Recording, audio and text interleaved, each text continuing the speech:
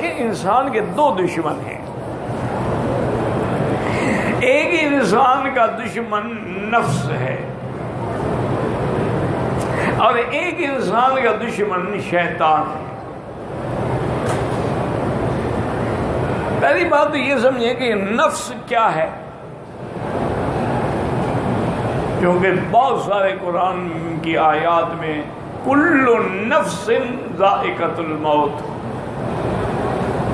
اللہ یتوفی الانفس حین موتها، انفس جمع نفس،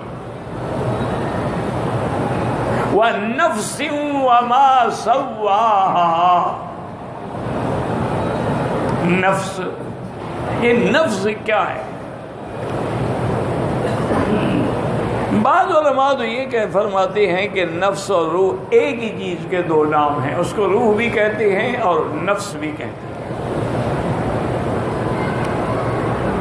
لیکن جو محققین علماء ہیں، اللہ ان سب کی قبروں پہ کروڑوں رحمتیں فرمائے، انہوں نے کہا کہ نہیں، اصل بات سمجھو کہ نفس جو ہے وہ روح اور جسم کے درمیان جو ہے وہ نفس ہے.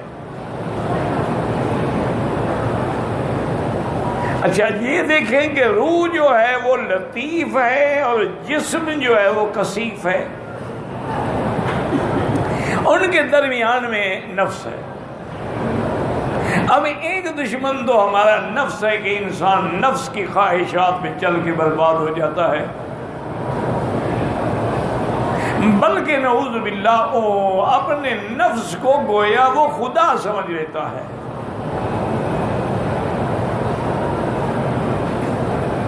اسی لیے قرآن پاک میں آتا ہے نا کہ جس شخص نے اپنے ہوا نفس کی خواہشات کی پیروی کی وہ برباد ہو گیا. اور جو آدمی اپنے نفس کو کچل ڈالے تو وہ دشمن جو ہے وہ دشمنی سے باز بھی آ جاتا ہے، اور نفس کی اصلاح ہو جائے تو آدمی ولی اللہ بھی بن جاتا ہے. ایک دشمن کا علاج تو ہو سکتا ہے یعنی نفس کا، لیکن دوسرا دشمن جو ہے نا اس کا علاج ہو ہی نہیں سکتا. وہ تو مردود ازلی ہے، اس نے تو قیامت تک لعنت میں رہنا ہے. اس کے لیے ہم کتنا محنت کریں کہ شیطان تو ٹھیک نہیں ہوگا، نفس ٹھیک ہو سکتا ہے. اور نفس کی اصلاح کیا ہے کہ ایک طرف اللہ رسول کا حکم اور ایک طرف نفس کی خواہشات ہیں، ان کو چھوڑ دے، اللہ رسول کی اطاعت کرے، تو اس سے نفس کی اصلاح ہونی شروع ہو جاتی ہے.